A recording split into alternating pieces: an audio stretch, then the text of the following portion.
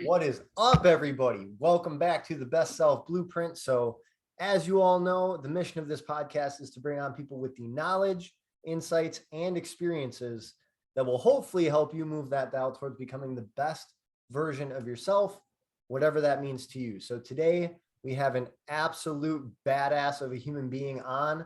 Not only did he just run a 100-mile race, but won the men's division for that 100-mile race, completing it in under 18 hours. So I don't know that I could even bike 100 miles about as fast as that. So I'm excited to sit down with him yet again. We actually did round one a couple days ago, but thanks to spotty Wi-Fi, we are sitting down again. So Reese, what is up? How's it going, Trevor? I'm good. I am amped for this one, especially since, we already got a chance to talk about some of this stuff. Yep. And, too, I just want to get it on a record, just my appreciation for you sitting down again and, talking about my story and everything. So thank you. And thanks for having me on and being so stoked with me. Yeah. I mean, I think you have a lot to teach people, right? And I think the first time we sat down, which we're obviously going to get into running and your experiences with the race, but also just your background and knowledge with nutrition, with fitness, with recovery, with all things health. That's something I want to explore a lot more, assuming that we have time to fit all of your knowledge into one beautiful little package. But we will start with the 100-mile race. So one thing that obviously I was curious about, being someone who's about to go through a similar experience, but also people listening, what were a few of your main takeaways from like the actual physical fitness standpoint of the race? And then what was maybe your one or two biggest lessons in terms of mindset? Okay, so for the physical aspect, of course, like your body has to be very prepared for the physical demands.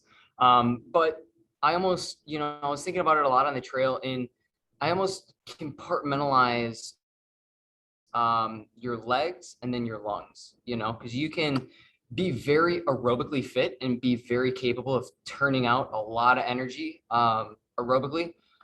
You might have a really fast marathon, a sub 2:30 marathon even, but if your legs aren't ready for the demands of 100 miles, it doesn't matter how fast you run a 26.2-mile race. It doesn't matter how fast you run the 50-mile race. It's about getting to the 100-mile finish as fast as you can. So it's about lining up your body's ability to keep on trucking, but also your lungs' ability to keep filling you with energy. So as far as like how that implies to training that, of course, you have to do a lot of your aerobic miles. You have to do a lot of your easy running. You have to make sure that you get some good time on feet and some good long runs and get some practice with some fatigue in the legs, because, if running on fatigue leg is something that's new to you, come mile 50, the back half is going to be pretty hard. And then, to practice training the legs, figure out what the race demands are going to entail.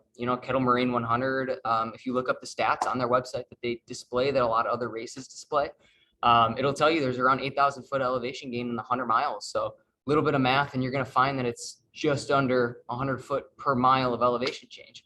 So during all my runs, I tried to condition my legs to the uphills and the downhills by getting around 180 to 100 feet of elevation per mile. So I found a lot of trails I could do that. And, I was doing my easy runs, my long runs, and a lot of my specific work leading up to the race on those trails. So get the legs, get the lungs, and have everything work together in tandem on race day, and should be pretty good to go.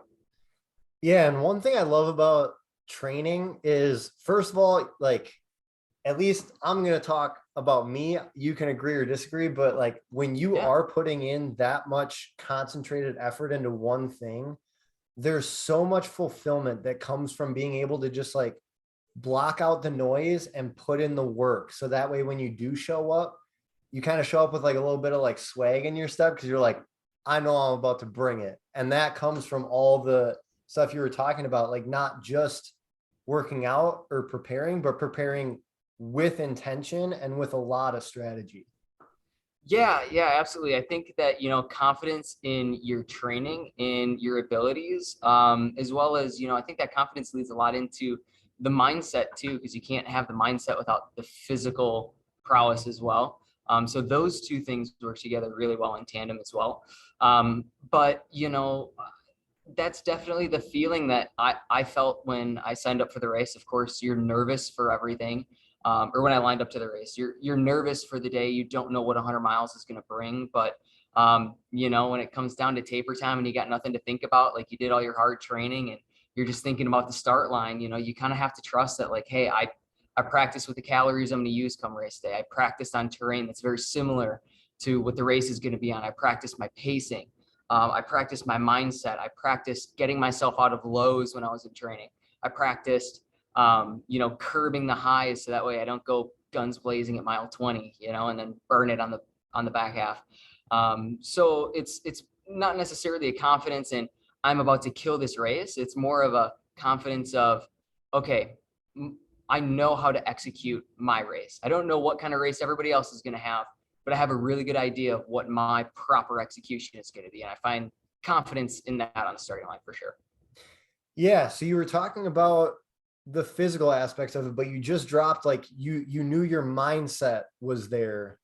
Were there specific things you did in training to like build up your mental fortitude? And then like come race day, what was your experience just with like maybe your thoughts went crazy while you were out on the course? Or I know I was telling you about, I kind of go at it with like a warrior mentality going into battle. What did the mindset aspect look like in training? And then when you were actually there on game day? Yeah, I think that's a really great question. And I think that's something that everybody's going to approach individually, right? Like, what are your reasons for being out there? What are your reasons for putting in the training? Is it a cathartic experience? Is it something that you want to grit your teeth into and really see what kind of person you're made of?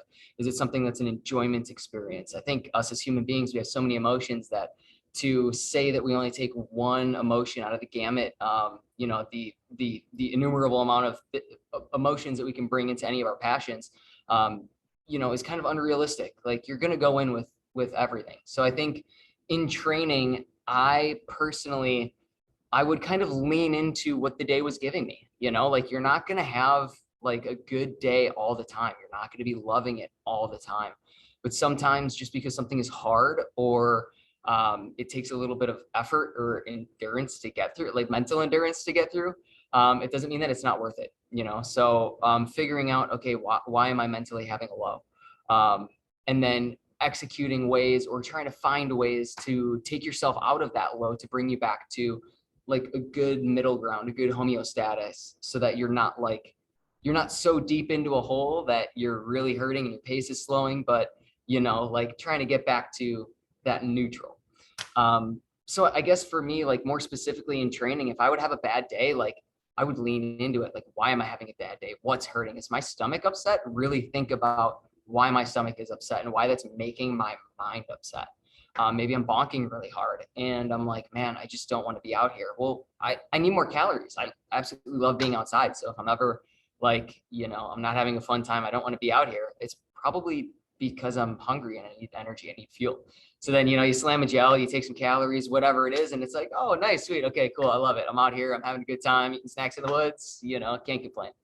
And then there's other mental reasons too, just like, things that have happened in everybody's past that everybody can draw energy from, good, bad, or otherwise. Things have happened in my life where it's like, man, I'm out here, I'm at mile 80 and my body's hurting, but it definitely hasn't been through some of the what that we as human beings can actually endure through, that's harder than running 100 miles for sure. So drawing on those negative experiences, but then also leaning into the support of everybody around you. So playing into all aspects of what emotions you can bring into your endeavor, I think is huge. Learning how to play on each of those. Dude, you are speaking the full spectrum of my language right now. So when we first talked a couple days ago, I was just coming out of like the toughest week of training. So I was in the thick of that. Like I talked about the warrior mentality. I was fully in that when we were talking. And now like being a couple days separated from like the toughest part of training, I'm getting back to like the fun, exciting, gamified, lighthearted aspect of that 24-hour race coming up. And so I actually, because I've got a couple of friends and family and whatever who will be there to watch like the last couple laps. And then at the end, we're going to take a tequila shot. It's just a fun little tradition I have. But so I was at Quick Trip and I saw these bright neon orange sunglasses that have like reflective frames. Yeah. I was like, you know what? The last couple laps, I'm going to throw those bad boys on. I've got like a rainbow hat that I'm going to throw on. I'm just going to have fun with it. And so when you talk about, like, especially when you're getting into this ultra endurance space, but also just in life, I like that you talk about it's not always that you're going to be able to control what emotions come over you, but being able to lean in and leverage each emotion that you're confronted with and optimizing it Yeah. is a beautiful way to handle that. So I think what I'm looking to do is, I know especially at night, that's when it really is, it feels like more of a grind. So I'll lean into what I call the dark wolf mentality at night.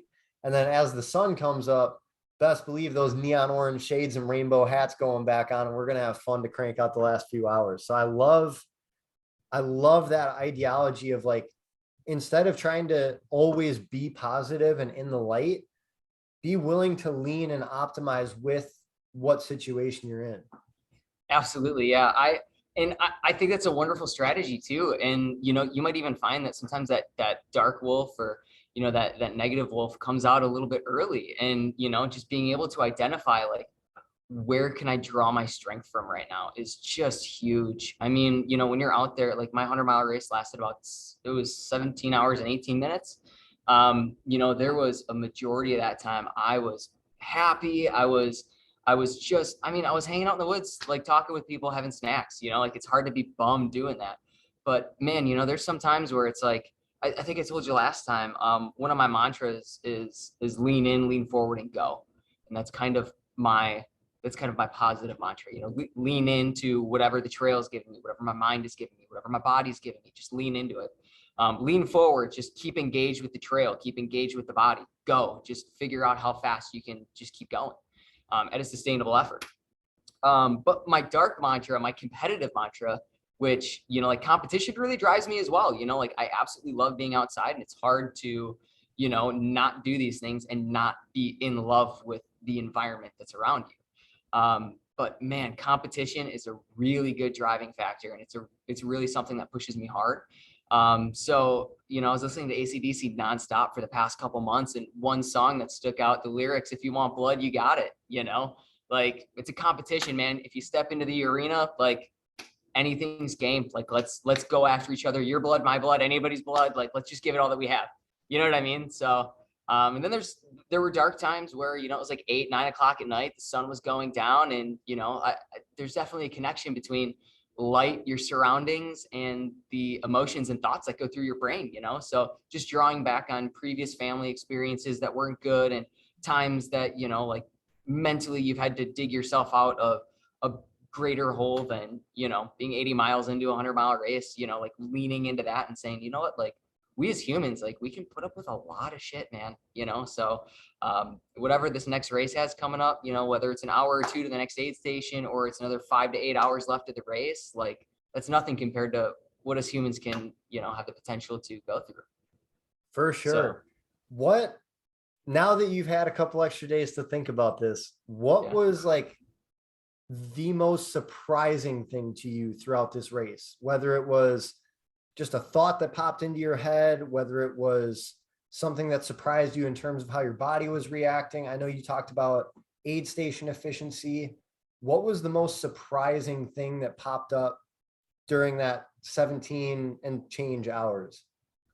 You know, I think the most surprising thing was that it all went fair, like the execution went fairly smooth, which is extremely rare for 100 hours, or 100 miles, not 100 hours. But, you know, like it's really common to have really high highs in these long efforts. It's really common to have really low lows. But what was surprising to me was that, you know, you train and you train and you train, and you really try to figure out how to keep that easy, steady balance and not let the amplitude of the highs get too high and, you know, the lows get too low. But yeah, it was, you know, there was never any times where I was kicking rock in the trail, cursing, you know, cursing everybody under the sun. And, you know, there were never times where I was so ecstatic. I was, you know, doing sub 6 minute miles, like at, you know, mile 20 or whatever. So it was just an even keeled, steady pace. One thing that surprised me about the other competition would have been, like how volatile longer endurance sports packs can be. Who you run with for the first 8, 9, 10 hours of a 17-hour run, like it, it could totally change. The people I ended up running with most of the day, before I was running by myself for a majority of it, like they ended up finishing in like 23, 24 hours because things can blow up. So what surprised me most was the volatility of the competition. I've run longer races like this before, never in just a straight 100-mile format like this. But yeah, and it was also the fact that I never got too high and too low, I guess, was the most surprising. I dig it. Dude, I just, like I said, like I'm like fanboying out because of the fact that you have all these gold nuggets that I need like right now in my life to apply next weekend. Yeah. But just thinking about like people listening, you do also have a lot of knowledge on nutrition, working as a personal trainer. So switching topics a little bit, Mhm. when you were working either like with people with your run coaching programs, your personal training, or just seeing other human beings be human beings in everyday life, what are a few common mistakes that you see people making nowadays in terms of just taking care of their health? Like in terms of nutrition, is there anything you see that should be implemented just across the board in terms of movement? What are some things that you've picked up on in the last year or 2 years? So in terms of movement through working in physical therapy for like 9, 10, 11 months now, something like that. One big thing that I've picked up on that a lot more people need in their life is just easy movement. Like the body doesn't want to ever be still for too long. Being sedentary doesn't mean being seated. Being sedentary means just being fixed in one spot for a while. Just seeing people out of motor vehicle accidents and orthopedic patients and stuff like that, go from complete and utter pain to actually moving and feeling good just by not working out and gritting through it, and like boot camp classes and body shred classes and taking all the supplements, but just moving their joints through the range of motion that they have to keep them healthy is hugely therapeutic to the body. So I just want to tell people, like, hey, if you want to care about your health, like you can give into the raw blood, sweat, and tears, like, every day of the week for an hour, but an hour of heavy working out and then 23 hours of, sedentariness is more so unhealthy for you than just being generally moving throughout the day and moving your joints. So of course, like I just ran 100 miles. So of course, like there's definitely times and places to step into the arena, challenge yourself, get everything that you can out of your body. But like now, what is it? Sunday, Monday, Tuesday, about like 4 days removed from the actual effort. I went for a super easy bike ride, and I was just kind of channeling into the energy of like, man, I just love being outside in the sun when it's warm, not really pushing the heart, but just trying to get the legs turning over, coming in here, doing some like range of motion work and stuff like that. And just taking my body through the range that it has. Afterwards, I was like, man, I feel like $1,000,000. And I didn't even need to, like really like gut anything out, So the power of easy, consistent movement and how it can lead to such a healthy and long, happy health span is amazing. As far as nutrition goes, I think that a big thing is I want to say like dogmatism in like what people do for their nutrition. A lot of people have been asking me like, oh, like you run 100 miles, do you do the keto diet? Are you high carb, low fat, or like what do you do? And I think that there's not enough evidence with any particular diet to say this is going to be the best thing for every human being out there. So I think like what I would want to tell people is it comes back to the simple principles of like eating close to the ground, eating whole foods, and limiting the foods that other human beings are selling to you that are manufactured. Because of course, if you're a food company and you make money based on people buying your product, they're going to buy it quicker if they eat it faster. So of course, like if I was looking to make more money, I would want people to be eating my product faster so they buy more of the product.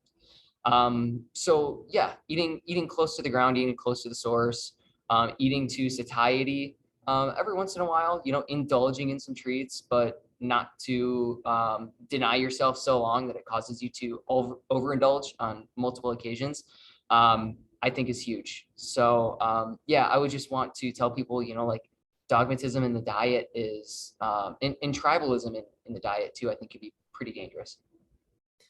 Yeah, I want to go back to, okay, this movement thing is huge to me. So one thing that I don't do it every day. I'm not going to claim that, but very consistently, we'll say like 4 to 5 days a week, I like to take, like when I wake up, first thing I do is just go for a walk. So, I mean, it's super slow pace. I just throw on like instrumental, classical, like something nice and calm right as the sun's coming up. Take a stroll, get the body moving, get the juices flowing, if you will. And I agree with what you're saying. Like I have plenty of recovery days where all I'll do is stretch out, maybe go for a walk, just not push it, but make sure that I am still getting that daily movement in. And I almost think about it like this. You have the seasons, right? Especially we're both in Wisconsin. We definitely have the seasons.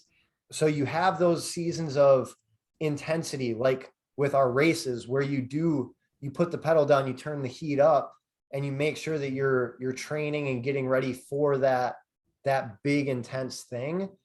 But then you cool off and you just do things more for the sake of recovery, longevity, overall health.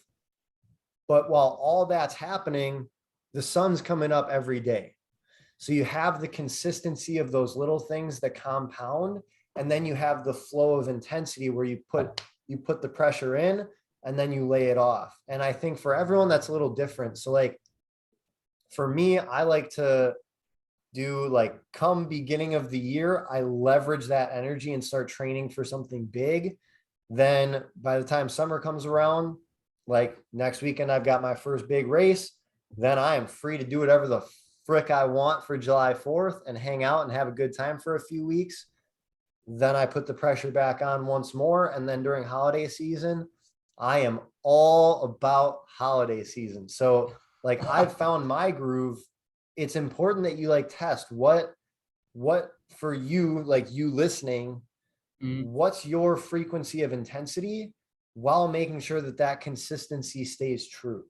And so I absolutely love that. That's something that truly every human being and animal on the planet should adopt. And then, yeah, in terms of nutrition, I think that's so important. It is really easy to have, what is it, like shiny objects and like shiny toy syndrome or whatever that's called, shiny something, where you're just chasing all the new fads. And when the influencer that you love is telling you to do the carnivore diet and then the keto diet and then the paleo diet, and you're doing all these things just out of, like you said, tribalism and doing what's cool and new and hip, as long as, like you said, you're staying relatively close to the calories your body needs, the macronutrients your body needs, and you're getting it from quality sources, I mean, you're going to be in the top 10% if you just do those things.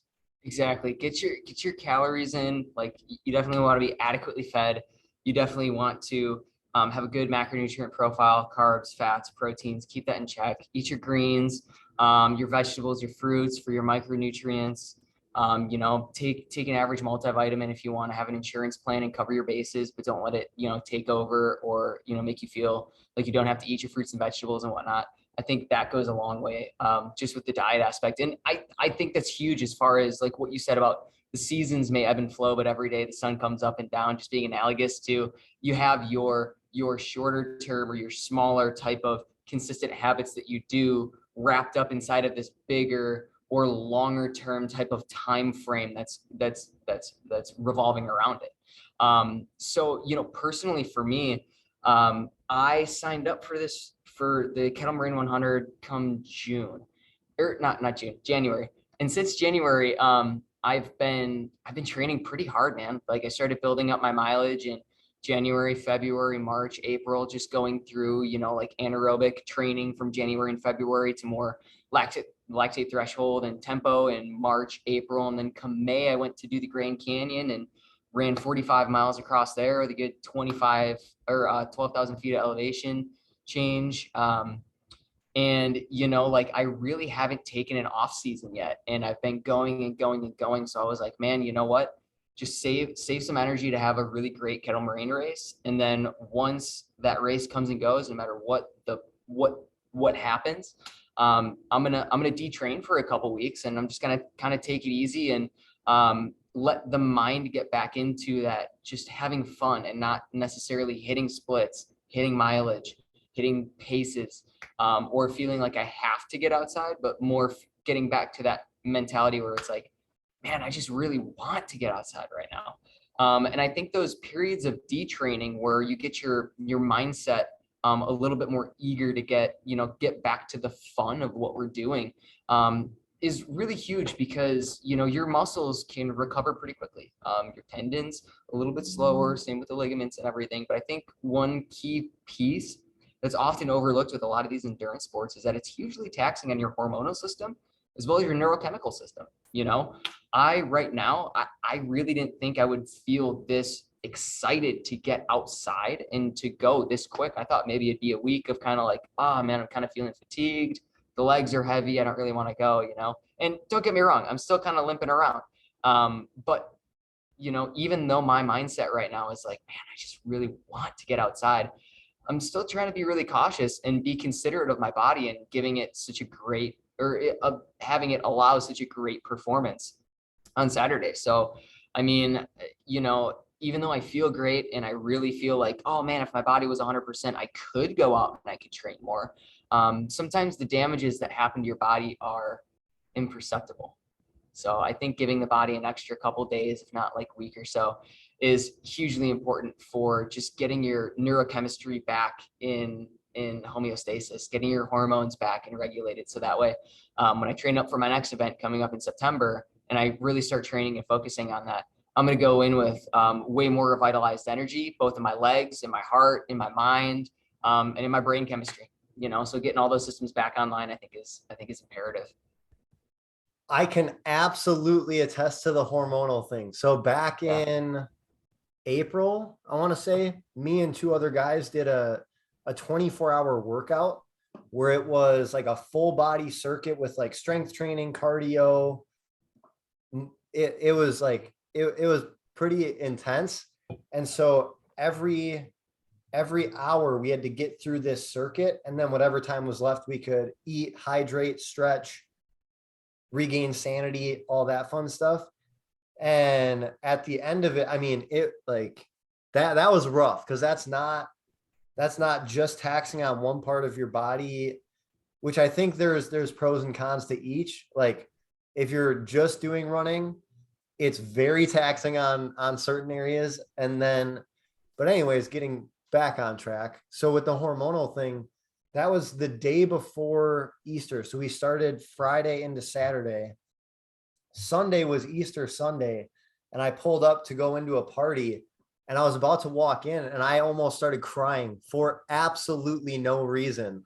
And it was to the point where I almost texted the host of the party saying, hey, can't come in, crying for no reason. I'm going to head out. And I got composed. Party was great. Everything was great. But it shows you like how jacked up certain things get that you would never expect. And so, I mean, I talked about it with the other two guys and we had a good laugh about it, but it really is, it's something that if you're going to go big and do one of these big, even if it's not ultra endurance, but it's like a DECA competition or CrossFit competition or obstacle course race or powerlifting, whatever, be ready to give yourself grace on the other end of it. Yeah, and what's funny too is I experienced that very same thing. It was at the end of my first 50-mile run I've ever done. It was an FKT that I did doing the entire glacial Drumlin Trail in Wisconsin from just outside Madison to about Waukesha. So it was about 53 miles. Not too much elevation change or whatnot, but it was just a personal project that I had in mind to do. And it was the first I'd ever ran. I packed all my food. I was pretty self-sufficient. I actually met with some of our old coworkers along the way, about halfway through. And at the end, I had a playlist I was listening to all day. Enter Sandman comes on by Metallica. I get to the end and I just started bawling, man, because I was proud. I was happy to be done. There was a lot of time and a lot of energy that I put into like the preparation for it. It was the longest I'd ever gone. I never thought I could go 50 miles before. And I cried like a baby while James Hetfield was, ripping through Enter Sandman. And I was just like, man, like this is powerful stuff. But yeah, the body does weird things too when it's under so much fatigue for such a long time. It's not like you go to bed, you wake up and you're instantly recovered, physically, mentally, or chemically, hormonally. So, you know, it's funny the emotions that we're more susceptible to when our bodies are fatigued even days after an event too. So sometimes I try to listen to those emotions and those weird emotional outbursts that I may have after a longer type of effort and think, okay, what is the root cause of this? Why am I now so raw to this emotion or to this thought? When before, not under fatigue, I could kind of package it up and tuck it away a little bit more, So Yeah. sometimes that can be powerful too. I mean, I also think part of it is like when you're in it, you're so dialed into like the process of what you're doing that really the only emotions are the ones that you're using to plug in to continue to go. Yeah. And once you finish, you're able to almost like let go of just the progress portion of what you're doing and actually like feel the emotions of what just happened. And I think the reason it's so prevalent in ultra endurance is because of the fact that you're gripping on for such a long period of time, which quite frankly, we're just not used to nowadays with social media and being dragged a million directions every day. To be sitting and doing one thing and progressing down one path for 17, 24, however many hours, and then to just let go and like let the influx of all of that emotion hit you. It's it's such a beautiful thing. That's actually kind of why I do it, is during it, to really test that mental fortitude and to get that mindful nature of just singular focus. And then at the end, whether I accomplish the goal or not, knowing that I poured that much effort into something, just allowing that intensity of emotion to just pour in and do what it's got to do. Yeah, and I think that's the best type of experience that you described too. And I think, like having that really strong why factor of why you're doing these events too can even amplify that. Just, for like my personal goals for the Kettle Marine 100 were, first and foremost, for any race that I do, I want to get the most out of myself on the day. I want to learn the most. I want to push myself the hardest. I want to push myself past where I thought I could potentially be. No matter where I come in place, no matter what happens on the day, if I can do that, I can learn from it. I'm winning from it. Second goal is always be competitive. If I'm really pushing myself as hard as I can go, if I sign up for a race, I want to be in the arena with everybody else. So because that first goal is get as much as you can out of the day, I could finish dead last, but if I persevere through obstacles and challenges and things in my way that you have to adapt to and modify with, like then that's an absolute winner of an event, no matter where you finish, no matter what you do. And really that's something that anybody could take away, whether you're at the front of the race, the back of the race. Identify what you want to accomplish and what a great execution means to you, and then the emotions, it can be otherworldly. It's funny you mentioned that. First of all, I told you last time, why is my favorite question on the planet? Like if you aren't starting with why, go back and start again. Because if you have that strong anchor to like just overcome any of that self-doubt or those inner voices or the pain that you're experiencing. Now, caveat, there are certain things where you do need medical help. Don't disregard that. But there's plenty of pain that's manageable and really part of the process for a lot of these bigger fitness and athletic feats. But while you're experiencing that, while you're going through it, when you have that why or multiple whys, it can be more than one reason. Like for this 24-hour race, one of the reasons is like I have a shirt that says seek new summits. So for me, I'm always looking to see like, what is my limit? Because if you're not pushing that limit further and further, you're not getting a better and better view, in my opinion. So that's reason number one.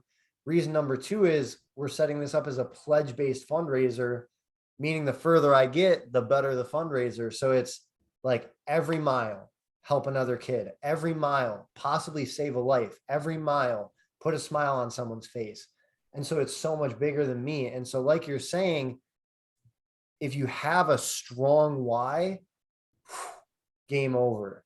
But then on top of that, like you were talking about with the why, you also need to just like, you need to know what you're getting yourself into. So while you're sitting in that discomfort, like one of my favorite things to say going into a race is like, well, I know it's going to suck, and it does. So now I expect it. So I can't complain about it. I can't, you know, be surprised by the fact that it sucks because I expected it to suck. So now I'm just, you know, in it and like That's why you're there.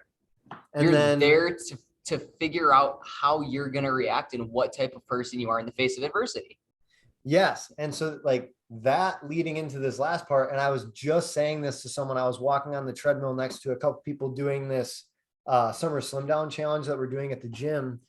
And she was talking about, she was is really proud of the effort she's putting in. And I said, yeah, all you can do is all you can do. And they were like, oh, that's such a good quote. And it really is. Now, I didn't come up with that, by the way. So people trying to think I'm taking credit, I'm not. But at the end of the day, you know, if you put 100% effort into it, you know how hard you tried. And I think that's where part of that huge emotional response comes from is like, if you grinded and you did put all your effort into it and you did make the most of that experience, whatever that means, whatever lens you put on it, that's bliss. Like that is the best feeling in the world. Yeah, and I think that really goes to show the power of having both like an internal motivation, like an internal driving factor, your why, and there's absolutely nothing wrong with having an external of an external motivation. Excuse me, an external motivating factor. You know, like personally, my internal motivators for sure were number one and two. You know, get the best out of myself on the day and be competitive. But also it's like, you know, you finish 100 miles, you get this really cool like belt buckle, man. Like, of course, like I want it. I want to be able to, you know, like have it and have, or the race medal or the t-shirt or the photo at the end with my friends, you know, or whatever it is, the, you know, the fundraising money. There's absolutely nothing wrong with that either, you know? So, but when push comes to shove, usually it's that internal motivator that can be the most powerful for sure. Yes, sir. I will say I'm excited for my belt buckle. This one at this race, it's if you get 50 miles or more, you get a belt buckle. So I'm kind of like, that's the first checkpoint is get to 50 and then, you know, blast through however much I can after that. But Truth. I am very excited. Yeah, dude. Like I said, it's so crazy the timing of this because we haven't really been in contact a lot since our Wisconsin Athletic Club days, and seeing your name pop up for running the 100 miles and me just getting to pick your brain about like your experience with it and any tips that you had is phenomenal. But I want to ask one last thing, and this isn't even just about the 100 miles in particular, but just like the fact, like the rim to rim to rim, that first FKT you went at, the 100-mile race.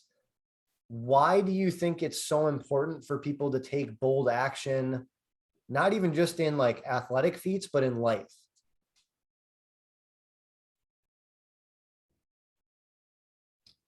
Man, that's one that I really I really want to think about. And, you know, I think like the first thing that comes to mind is, can you repeat that question again? I want to make sure I'm answering it sufficiently. Yeah. So when it comes to like, I'm tying it to athletics because of the fact Yeah. that that's the basis of our conversation. But with all of these like big, bold action items you've crossed off your bucket list and the gratification and fulfillment you've gotten from them, why do you think it is so important for people to do these bold action things? I think it's incredibly important, whether it's athletics or not, just to live a life worth living, chasing your passions, chasing your dreams, shooting for things that you think would never be possible. Nothing in life is worth going for. Nothing that is ever worth going for ever came easy. That is for sure, and it never came with it. It comes with a lot of challenge, a lot of adversity, a lot of perseverance, a lot of blood, sweat, and tears, a lot of frustration, but a lot of um, gratification, a lot of fulfillment, a lot of enjoyment, a lot of impact on the other people that are around you. Um, you know, going back to your question earlier too, what's one thing that really surprised me about the race? Um, you know, I'd like to modify my answer to that just because now thinking back on it, before I was thinking very myopically just about the competition and the race itself, but absolutely the most fascinating thing to me about the Kettle Moraine 100 was how unbelievably supportive everybody was there, how happy everybody was there, how everybody was rooting for everybody to do their absolute best, whether they were first or last.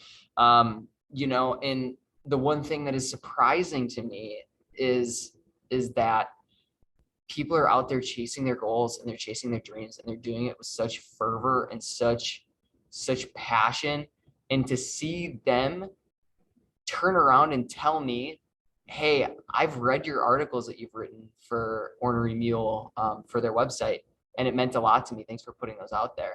For somebody to take time out of their day to tell me that while I'm racing, like, it shows that, sure, maybe some of these things that we do can seem just like physical feats, or they can seem very trivial, or like I'm just going out there and running in the woods. But when you think about the community that it can impact, it can be very huge. So just to know that the through the through the insane and, you know, like absurd act of running 100 miles, and running in general, you know, I can personally have an impact on somebody else's life and put out a piece of content that they read and they take to heart so well that they tell me about it mid race and they tell me about it while they're volunteering. Like, that's just huge. So why do I think it's important for somebody to go through these things and to challenge themselves and to push themselves, is because you really don't know the type of impact that you'll have on other people around you, based on some of these things that you think are trivial, or something that, you know, like, oh, why would I go and chase after this dream? Why would I go and do this? Because you really never know how it's going to impact the person next to you for you to chase your dreams as well. Dude, yes. I was just talking about this with somebody. You again, you, the people listening, and you, Reese, you never know who is inspired by what you're doing, who will never tell you that they're inspired by what you're doing. There are always people watching you. Like, it sounds super creepy, but it's just true. Like, there are always people watching you, especially if you are the type of person who is going after their dreams and who is trying to stretch their comfort zone and their skill sets and their mindset. There are people that you are impacting that you just need to remind yourself of that, because a lot of those people, they just won't come up and tell you. It's not. Now, there are people who will, like, the more impact you make, there are eventually people who will come out of the woodworks and be like, hey, like that, like, I've read your articles, thank you so much. And that's extremely gratifying and humbling. But that's exactly it. Like, selfishly speaking, like you're talking about, yeah, there's a price to be paid for that level of fulfillment and self awareness that comes with these accomplishments. but also like you are serving other people. It's just like with an oxygen mask on a plane. Once you put your oxygen mask on and you have that influx of knowledge and awareness and experience of what you just went through, you are so much more equipped now to turn around and help the person next to you. So, dude, yes, that's like, I love that. Thanks. Yeah, and you definitely put it a lot more succinctly to me, so that kind of gave me chills to hear you say that and kind of package that up in a little bit better of a detail too.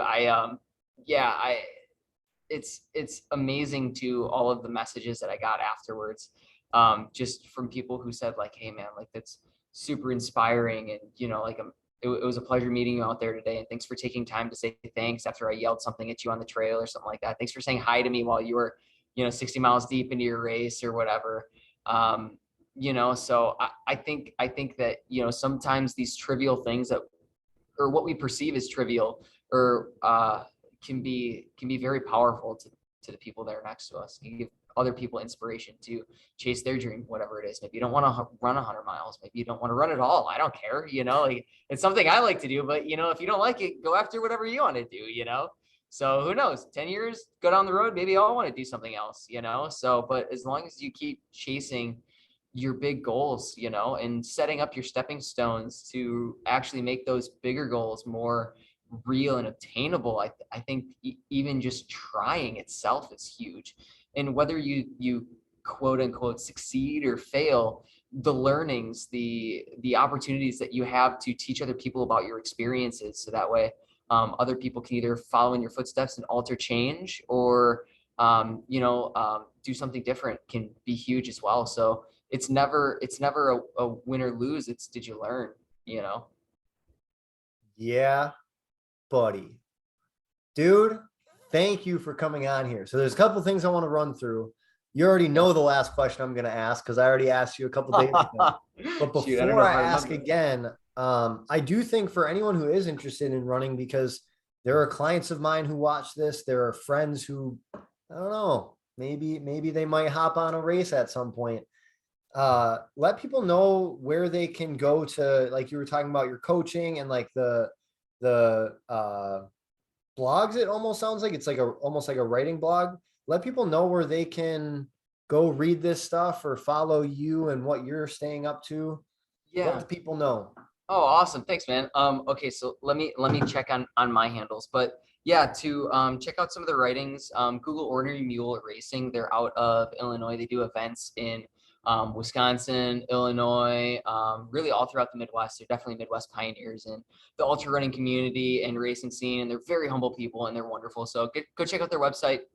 I also coach through them, so you can get in contact with Loretta. She is a fantastic person and a complete badass in her own right when it comes to running. I'm actually going to be crewing for her this weekend too, so that'll be fun to see her. She's going to run a 24-hour race, so I'm going to get to see Hey, one of those executed and learn too. So yeah, she's great. She's awesome, and so that's where I coach through. They also have an Instagram page. I'm usually most active on Instagram and Facebook, but with that being said, I'm still really not all that active. So I'm sorry. I'm trying to be better. But my handle is just my name, Reese underscore Slobodianuk.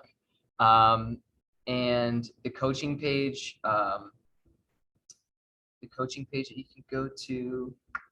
which by the way, this will all be in the comments below. So if you don't know how to spell his last name, you'll see it. You'll see it in the comments. And that includes, we'll put the ornery mule racing stuff in there as well. So check out Ornery Mule Racing on Instagram. They're also on Facebook. You can check out their trail running community as well. They do a bunch of like online meetings and stuff like that, book clubs and whatnot. So if anybody out there is a trail runner and loves it and wants to get a little bit more connected with the community, they're fantastic people. Definitely sign up for one of their races because you'll never find a better, more supportive group of people for sure. My Facebook is just my first and last name. And, I'm always down to coach people. So if anybody wants to hit me up in the DMs or Facebook, I love setting up training plans, talking nutrition, strength training, and how that interweaves with endurance sports. Love keeping in contact with my athletes. And even just yesterday in my recovery, I was reading an advanced sports nutrition book and something pertained to one of my athletes. So I shot him a quick message and shot him a quick photo and was like, hey man, check this out. So I love dropping little nuggets to everybody throughout the week. It's something that I love to do. It's something I love to study, and I love to talk about it and help other people, enjoy their endurance efforts as well. So thank you so much for, like hooking it up with the plugs and whatnot. And yeah, so those socials are where I can be found. Slide in those DMs, people. Yeah, dude, it's the least I can do. Like, you're taking an hour out of your time to come talk. Least I can do is, people who are inspired by you or curious to know more, like, why not give them an opportunity to reach out? But we will start to wrap this up. You have one question before I'm going to let you go. You already know what it is. What is the next step in you becoming your best self? That's right. Okay, so the next step in me becoming my best self, I believe, is going back to school for a doctorate in physical therapy. So I have a few classes to take before I can actually apply to the DPT program. So I am hoping and gunning for next fall, being able to start my DPT program. And I think too, going back to what we talked about, having an impact on the community around me is something that's pretty, I've been thinking about a lot, as 27 years old, it's like when I'm only about a third into my life, but like when all this is said and done, can I look back and say that I did what I could to help people in pain and in need? And, it'll be a cool dichotomy working more with patients as well as, performance and whatnot. So I'm very excited for that. I'm excited to see what you do, man. I'm very excited to see what you do, both with running and with coaching and PT and all the balls you're juggling right now. I'm excited to see just, well, you're talking about the impact you make, because you're already making one. You're already inspiring a lot of people. So Oh, thanks, thank man. you again, dude. Thank you for coming on. Thank you for, coming on twice, actually. People get to see this final product, not the choppy, gross Wi-Fi version. But yeah, man, seriously, like, thank you for, first of all, putting yourself through this training and practicing what you preach so that you can inspire people, but not getting complacent either, because you are an extremely knowledgeable, well-rounded, versatile coach. And it's really easy to just kind of sit back on what you know and coast, but you're really aggressively curious, which I think is such an important trait to have. And I appreciate you taking the time to spill that knowledge into whoever decides to listen. So thank you.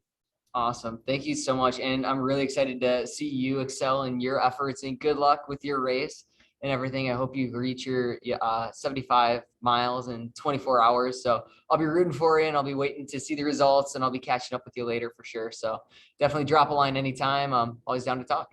Appreciate that, man. And for anyone listening, you already know I am always grateful and humbled by anyone willing to take time out of their day to improve, to listen to conversations like this that are, as much as we can, inspiring, educational, all those things to help you just see a new perspective, maybe drop knowledge on a new subject. But I admire anyone who especially gets to this point all the way at the end. Hopefully you learn something. If you learn something, agree, disagree, have questions, throw them in the comments. If you liked this episode, there is a like button. Feel free to click that. And there are plenty more amazing guests coming up very soon. So if you subscribe, you'll get to see them too. But thank you, everybody, for tuning in, and we will catch you next time. Peace.